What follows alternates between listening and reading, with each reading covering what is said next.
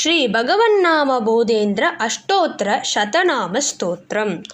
நமது குருநாதரான ஸ்ரீ ஸ்ரீ அண்ணா தனது குருநாதரான ஸ்ரீ போதேந்திராளுக்கு ஒரு அஷ்டோத்தர ரூபமாக 24 ஸ்லோகங்கள் அடங்கிய இந்த நாமாவளியை அருளியுள்ளார். भगवन्नाम बोधेन्द्र भक्तानुग्रह तत्परः भक्तप्रियो भक्तपालो भक्ताभीष्टफलप्रदः भक्तसेव्यो भक्तमुख्यो भक्तियोगपरायणः भक्तानन्दकरो भक्तो भक्तिमार्गप्रचारकः भक्तिकामो भक्तिवशो भक्तावृन्दनिषेवितः भक्तश्रेष्ठो भक्तभक्तो भक्तिसौख्यप्रदायकः भक्तमण्डलमध्यस्थो भक्तमण्डलपूजितः भक्तोत्तमो भक्तिलोलो भक्तिसाम्राज्यनायकः भक्तवृन्दपराधीनो भक्तिमान् भक्तवत्सलः भक्तभावितचारित्रो भजताम् अभयप्रदः ज्ञानी ज्ञानवतां श्रेष्ठो ज्ञाननिष्ठा समाहितः ज्ञानानन्दो ज्ञानसिद्धो ज्ञानरत्नप्रदायकः ज्ञानसूर्यो ज्ञानरूपो ज्ञानञ्च ज्ञानसागरः ज्ञानतत्त्वविशेषज्ञो ज्ञानसाधनबोधकः वैराग्य सागरविदुर्वैराग्यारण्यभूरुहः वैराग्य पूर्णचरितो वैराग्याकाशभास्करः वैराग्य भाग्यवरतो वैराग्यानन्ददायकः वैराग्य जितलोकश्च वैराग्याधृतसज्जनः काञ्चीनगरसञ्जातः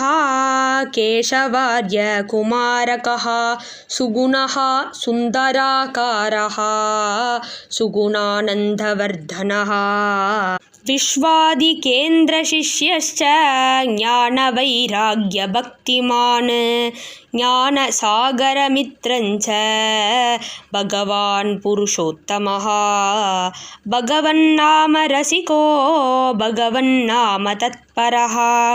भगवन्नाम निष्ठश्च भगवन्नाम रक्षकः भगवन्नाम लोलश्च भगवन्नाम पूजकः भगवन्नाम भक्तश्च भगवन्नाम भावुकः भगवन्नाम पालश्च भगवन्नाम पालितः भगवन्नाम सिद्धश्च भगवन्नाम सेवकः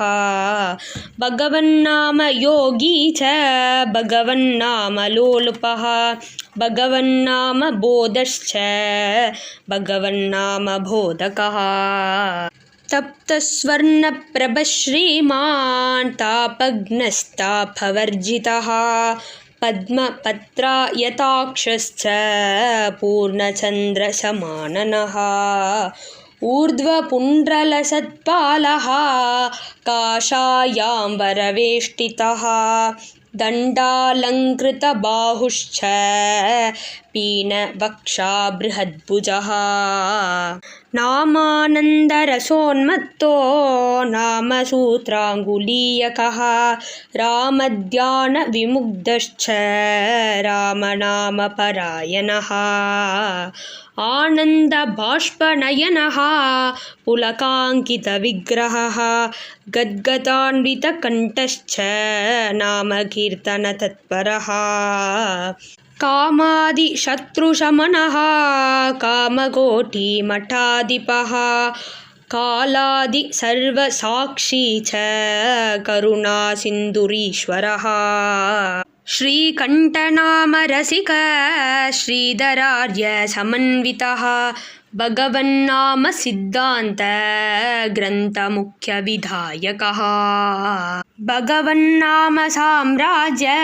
चक्रवर्ती जगद्गुरुः सर्वशास्त्रार्थतत्त्वज्ञः सर्ववादी निरासकः श्रीमद्भागवतग्रन्थ सारार्थज्ञानसागरः श्रीमद्भागवतप्रोक्त भगवद्धर्मबोधकः साधुमण्डलसंसेव्यः सदा भागवताश्रयः सद्गुरुस्वामिसुलभः सद्गुरुस्वामिपूजितः अष्टोत्तरम् इदं नाम्नां श्रीमद्बोधेन्द्रसद्गुरोः भक्तिमान् यः पठेन् नित्यं भगवान् भक्तिमाप्नुयात् इति श्रीभगवन्नामबोधेन्द्र अष्टोत्तरशतनामस्तोत्रं सम्पूर्णम्।